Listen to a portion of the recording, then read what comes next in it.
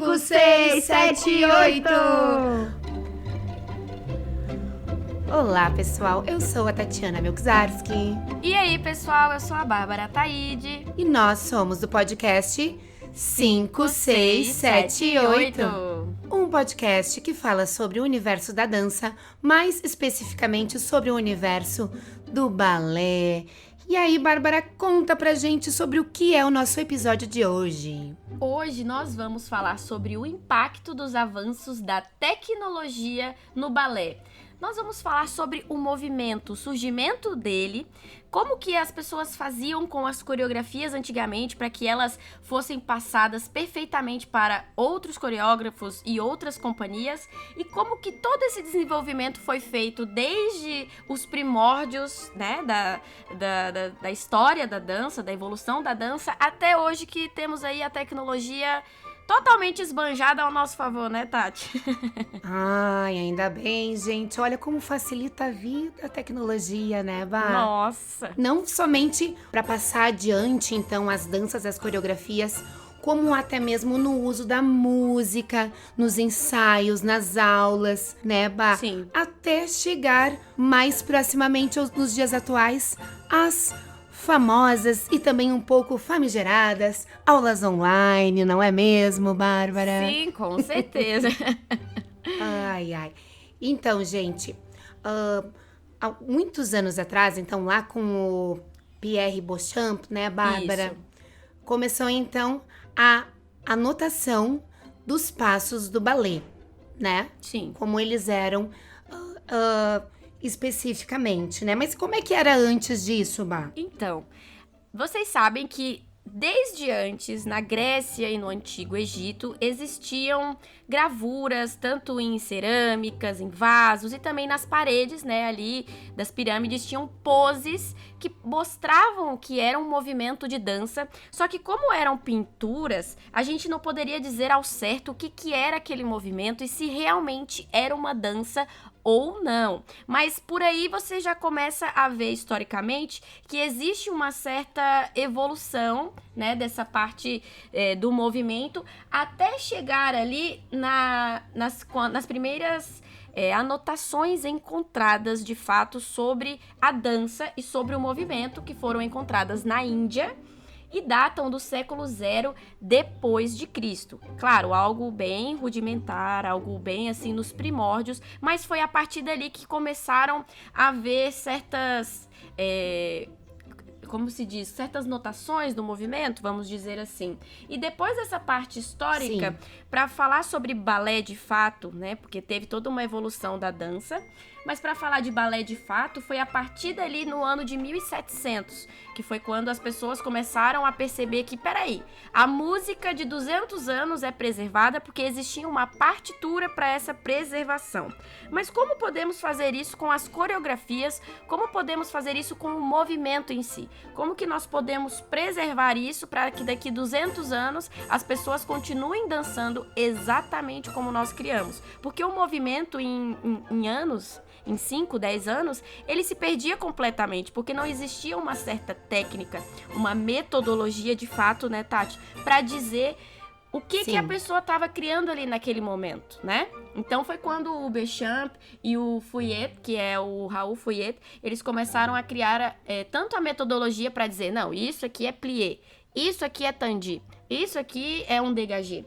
E o Fouillet, ele foi escrevendo essa metodologia de como se anotar, né, Tati? Porque, pessoal, saibam vocês ou não, coreografia e coreógrafo quer dizer outra coisa, não é mesmo, Tati?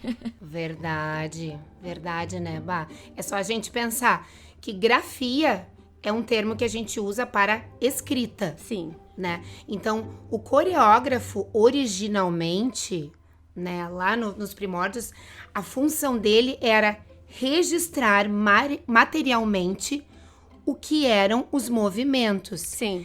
E quem, de fato, criava e organizava esses movimentos era o maître de dança ou o maître de balé. Sim. Né, Bá? Mas hoje, contemporaneamente, a gente já sabe, tirando assim as grandes companhias que de fato tem uma pessoa que repõe, né? O repositor repõe aquela coreografia. Tem outra pessoa que pode anotar. Tem outra pessoa que só ensaia, limpa as coreografias. Nas escolas de dança, né, Bah? Sim. Geralmente, principalmente as turmas de crianças pequenas, né?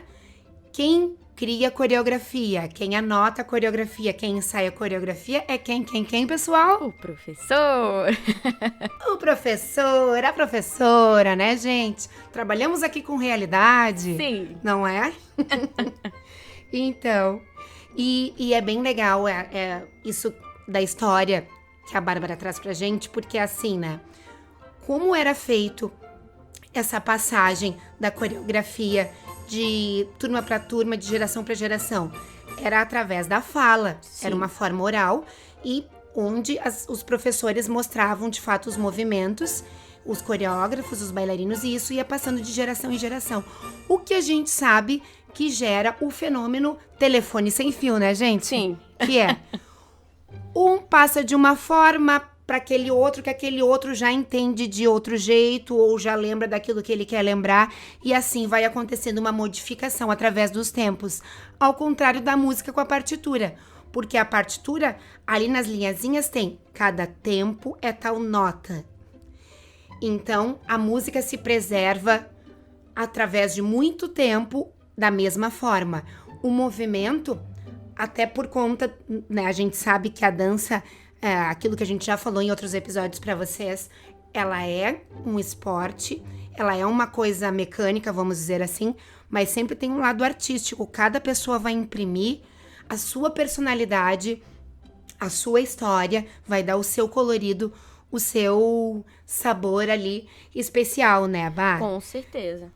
E é até legal você falar isso, Tati, porque imagina, antes ali de 1700, que quando, né, o Béchamp e o Beauchamp, na verdade, e o Feuillée, eles começaram a se preocupar mais com essa questão de metodologia, de dar nome a cada movimento, de anotar um movimento, seja fazendo um desenho ou escrevendo, porque depois que você sabe que plié é plié, tandi é tandi, você começa a escrever, né? Não, espera 4 tempos, faz 4 pliés, depois faz caminhadas na meia ponta. A gente consegue ali ter escritas que foram passadas, e foi muito legal essa questão musical, porque quando os balés de repertório começaram a surgir, teve muito essa ajuda da música, porque os coreógrafos começaram a perceber nas partituras que as composições eram preservadas, e eles começaram a preservar a composição do balé musicalmente junto com o movimento. Então ali eles conseguiram passar adiante La Sylphide, La Fille Malgardée, o Lago dos Cisnes, e por aí vai todos os outros repertórios. Só que antes disso não se tinha uma maneira correta, era bem isso que a Tati falou, era algo de fala que o professor repassava, e muitas vezes não... o que foi passado antes as pessoas não lembravam, então era bem complicado. Sim, verdade. E aí, né, Bá, a gente tem, chegando já no século XX, vamos dizer assim, a gente tem a famosíssima notação coreográfica chamada Benes. Sim. Né, Bá? E eu acho que a Bá tem bastante propriedade para falar pra gente. O que é essa notação Benes? Então, o Benes, eu inclusive fiz eu tenho até uma história interessante com o Benes, porque a gente sabe que quando você forma no Royal, você tem que entregar uma carga horária anual de cursos para você se reciclar. E eu lembro que tava acabando o meu ano, Tati, e eu precisava de um curso pra reciclar. E eu, gente, o que eu vou fazer? E já tinha passado o curso de caráter, já tinha passado o curso de grades. Eu, meu Deus, o que eu vou fazer agora? O que tem pra mim? E daí eu vi que tinha um curso de Benes. Eu, meu Deus, Benes. É aquela questão da anotação coreográfica lá, mas, meu Deus, será que vai dar bom isso daí? Gente, será que eu vou conseguir fazer esse trem? E eu percebi que é, assim, interessantíssimo, Tati, a maneira de como eles conseguiram preservar, através dos anos, toda a questão do movimento. Porque, claro, o Benes, de forma patenteada como empresa, ele foi ali dos anos de 1950 em diante. Só que antes já se utilizava essa forma, não como metodologia, mas de maneira assim mais informal, porque o Benesch Movement Notation, ele é uma alfabetização da linguagem corporal, é um sistema de notação que foi usado para documentar a dança e outros tipos de movimento humano inventado por Johann e Rudolf Benesch. Eles eram casados e ali no final da década, né, de 1935, 1940 em diante, eles começaram de fato a sistematizar e criar um sistema. Porque vocês sabem que existe uma linha muito tênue entre você guardar a coreografia de forma informal e você ter ali um sistema, uma empresa que vai passar esse conhecimento adiante. E esse curso que eu fiz nada mais é para você aprender a ler e a escrever com o Benesch, porque o Benesch é a partitura da dança. Então é um caderno com 5 linhas e a primeira linha ela fala sobre o topo da cabeça, a segunda linha ela fala sobre os ombros, a terceira linha é o quadril ali, a cintura, o quadril. A quarta linha são os joelhos e a quinta linha é o chão, que geralmente é onde a gente vê a posição dos pés, se é direita, esquerda, se é em sexta posição, primeira posição, segunda posição. E cada tracinho tem um significado. Tem uma bolinha que é escura, que significa, com um tracinho que significa perna direita, se eu não me engano. Mas cada coisinha tinha um significado. Tem os desenhos também da primeira posição, da segunda posição, dos braços. E é muito legal como eles mostram como que é o giro, eles fazem um círculozinho na partitura. Então, é muito, muito interessante esse sistema. E não existe só o Benesch, né, Tati? Tem também ali o Rudolf Laban, né, que tu estudou na faculdade. Isso. Domínio do movimento, quinesfera. Exato. Então, o pessoal que tem um pouco de conhecimento, assim, da dança para além do balé, já ouviu falar bastante no Laban, né, Bá? É verdade. E olha só, o Benesch, gente, eu achei muito interessante. Eu acho muito legal quando a gente vai tentar ler, porque o movimento, como a gente lê, é bem isso. São 5 linhas, uma em cima da outra, né? Como a Bá falou. E aí a gente olha como se o bailarino tivesse de costas. Então a direita segue a direita, a esquerda segue a esquerda. Né? É muito diferente do vídeo, que a gente tá sempre vendo espelhado, né? Então é uma tecnologia de escrita, vamos dizer assim, diferente. Mas eu acredito que ela foi muito importante justamente para esses grandes coreógrafos. Com certeza. Ou as pessoas um pouco mais antigas, né, Bá? E para as grandes companhias também, né? Porque o Benesch, ele é inglês, então ele foi muito importante ali pro English National Ballet, pro Royal Ballet, pra Royal Academy of Dance como academia de ensino, né? E a Faculdade de Artes de Ensino. Tanto igual aos outros sistemas, além do Benesch, que tem em outros países, né, Tati? Sim. Tanto que se a gente pegar o livro, os sílabos do Royal, tem sempre lá o Benesch, né? Então, eu acredito que na Europa realmente ele seja bem forte, né? Mas se nós formos trazer, assim, para os dias um pouco mais atuais, né, Bárbara? A gente ficou pensando assim... Porque toda vez que a gente vai fazer um episódio, a gente sempre faz uma espécie de aquecimento, né? Sim. A gente sempre conversa sobre a pauta.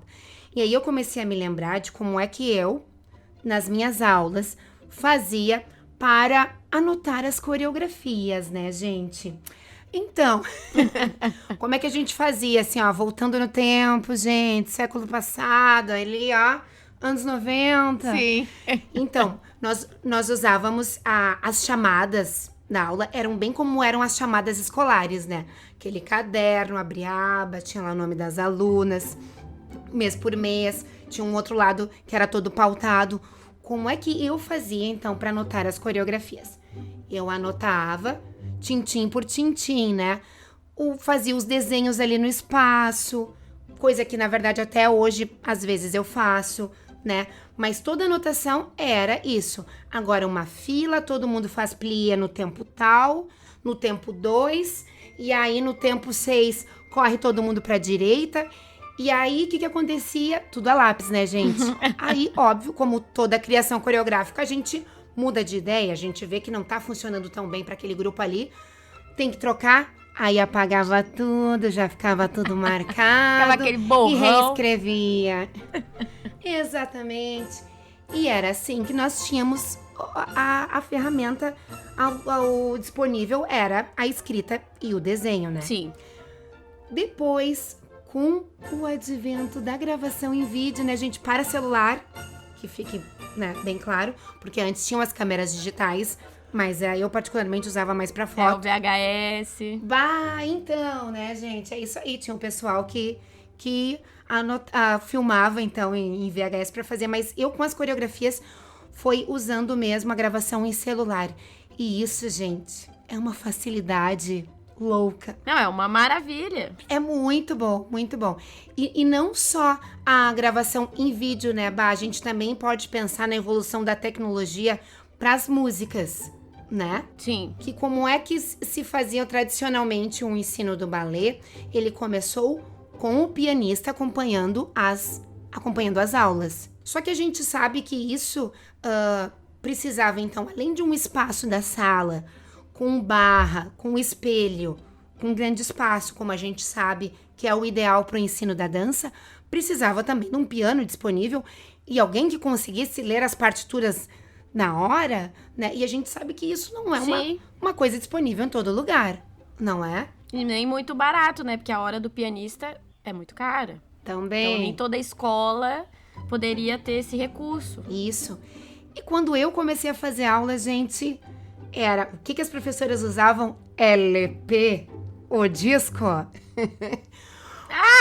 Famoso long play, não é, gente? E era o disco. Depois evoluímos para as fitas cassete.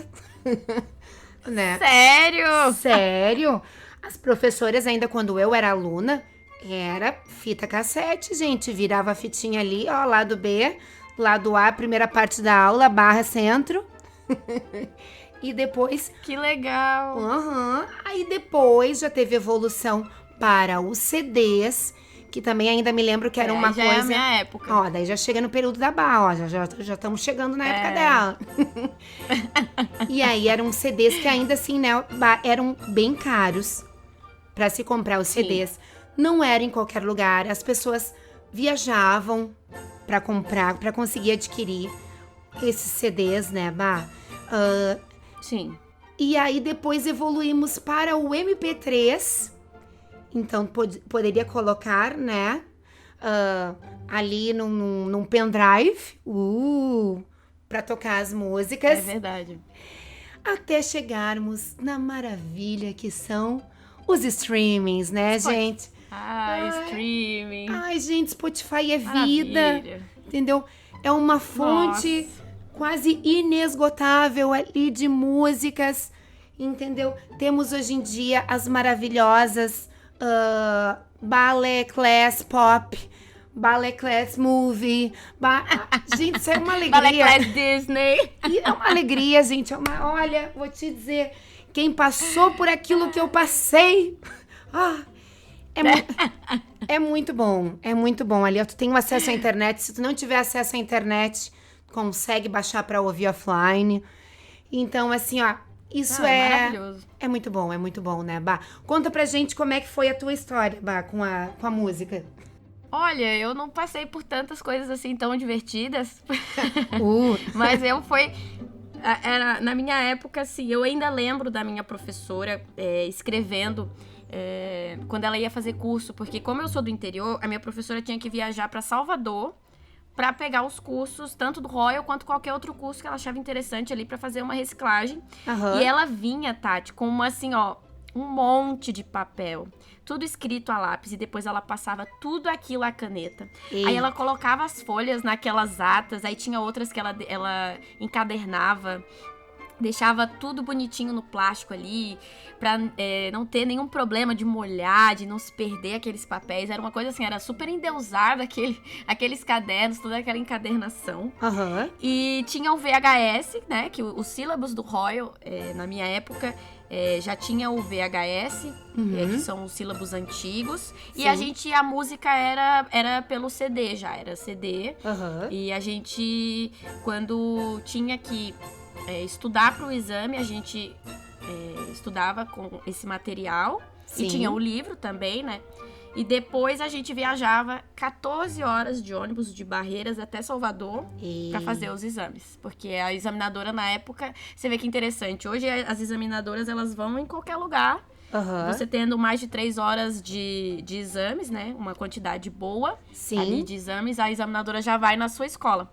Só que naquela época ela não tinha como ir, era interior, mesmo que a minha cidade tenha aeroporto, ela não tinha como ir. E a gente viajava 14 horas de ônibus e você acredita que eu nem lembro, assim, se doía, se eu tava cansada, se eu não tava, eu não lembro. Era uma farra, assim, dentro do ônibus, aquele tanto de mulher. E a minha professora... Que bom, né? Que bom. Não era sofrida. E a gente ia. Não, era sofrida. Não, devia ser, com certeza, mas eu nem lembro, porque era muito legal, assim, viajar pra praia, aí a gente ficava uns diazinhos pra ir numa praia, uma coisinha, né, lá em Salvador, e depois voltar pra Barreiras. E hoje, que legal, tem até exames online. Por exemplo, se você está num lugar que tem 1, 2 pessoas para dar exames, não tem a quantidade suficiente para a examinadora ir na sua escola, você pode subir vídeos para uma plataforma da Royal Academy, que daí as examinadoras assistem online em uma única tomada, como se fosse um exame de verdade. Que legal, né? Mas foi assim, eu já sou da época muito mais fácil, né? Já tinha aquelas câmerazinhas, aquelas Canon, aquelas câmerazinhas que gravavam, então... mas eu ainda lembro, sim, do pessoal escrevendo, mas eu já fui uma professora Nutella. Mas é isso. Já era mais Nutella. Mas isso que é legal do nosso podcast, que a gente tem as duas experiências, né? Tem a professora raiz e tem a professora Nutella, e a gente se dá bem, se adora, e estamos aqui conversando, trazendo as experiências para vocês. Com certeza, e de gerações diferentes, né, porque fica muito interessante. Então, quem é da mesma geração da Tati se identifica, quem é da minha geração se identifica e tá tudo certo. É verdade, é verdade. Então, né, Bá, eu acho muito importante, se a gente vai falar sobre avanço tecnológico no balé, a gente tem que falar, sim, das aulas online, né, Bá?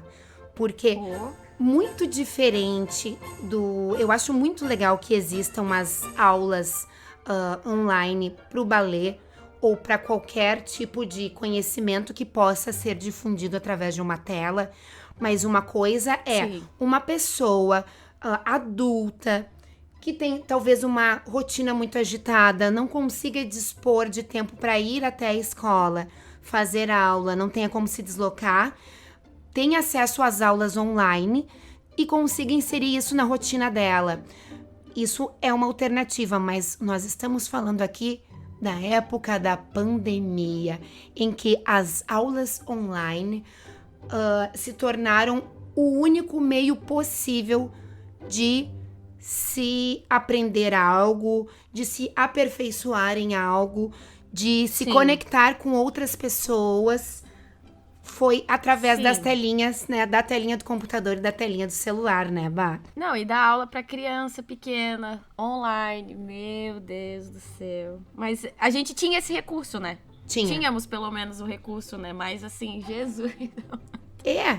Aquilo foi muito difícil. É um privilégio, né? A gente não pode reclamar que é um privilégio que, enfim, se tinha uma ferramenta, né? Também, óbvio, para as crianças que tinham essa alternativa, mas nós somos privilegiadas porque todas as nossas alunas tinham essa alternativa nas suas casas e a gente também tinha como. Mas era isso, gente, era uma telinha.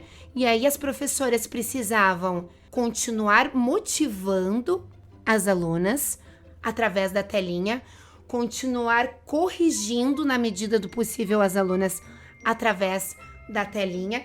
E assim, que bom que existe essa internet com acesso rápido, que todo mundo, que a gente conseguiu usar esses aplicativos que numa mesma tela a gente consegue ver várias pessoas, né? Que isso era uma coisa inimaginável.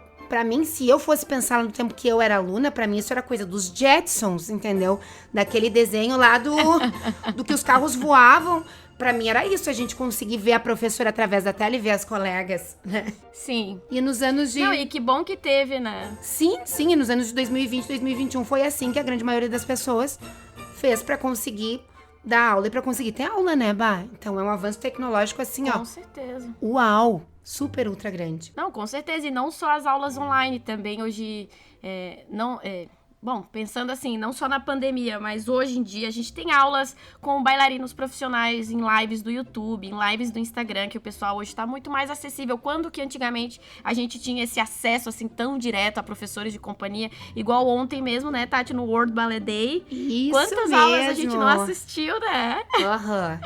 Quantas aulas a gente não assistiu de companhias e a gente pôde... Parecia que a gente estava lá dentro, né? Sim, isso é muito legal, poder assistir a rotina de bailarinos, as aulas, os ensaios, tudo isso através da plataforma que é o YouTube, ou o Facebook, ou o Instagram. Isso é uma coisa muito revolucionária e traz essa vivência dessas pessoas para pertinho da gente, né, Bah? Que também foi uma coisa que durante a pandemia, muitas companhias grandes internacionais lançaram o seu acervo em vídeo, disponibilizaram para que as pessoas pudessem assistir, né, Bah? Isso foi muito legal mesmo. E até também a gente pode lembrar e conversar aqui sobre a experiência em videodança, que também é uma outra parte, que não digo que foi criada durante a pandemia, foi criado antes, mas se difundiu muito, né, Bah? Sim, com certeza. Algumas escolas até realizaram espetáculos online, né? Sim, é verdade. A gente, pelo Balé Lenita, né? A gente também teve o espetáculo de 2020. Foi muito legal. E várias outras escolas também fizeram, né? Seus espetáculos por vídeo. E, de alguma maneira, os pais e todo mundo que estava em casa pôde acompanhar, assistir, matar um pouquinho a saudade, né? Sim. E eu acho que não só pelo vídeo também. Imagina a gente aqui com podcast, né? O Spotify...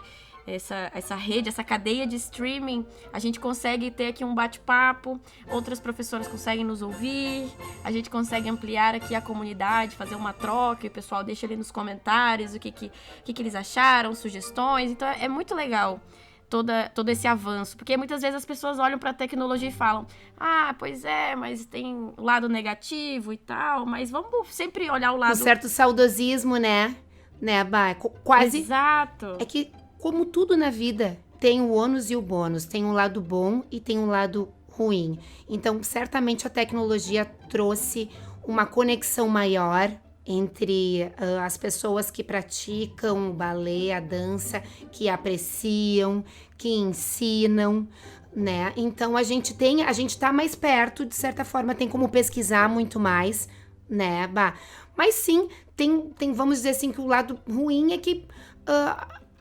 talvez, por algum momento, o lado presencial ali fique um pouquinho prejudicado, mas isso aí faz parte e a gente tem que saber lidar também com essas adversidades. Eu ainda acho que o saldo positivo é maior do que o negativo. Com certeza. Temos que ver as coisas com o copo mais cheio, né?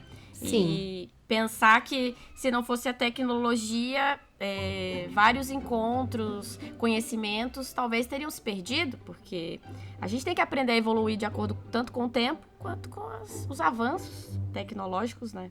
E se são coisas boas pro balé, por que não usar? Por que não usar?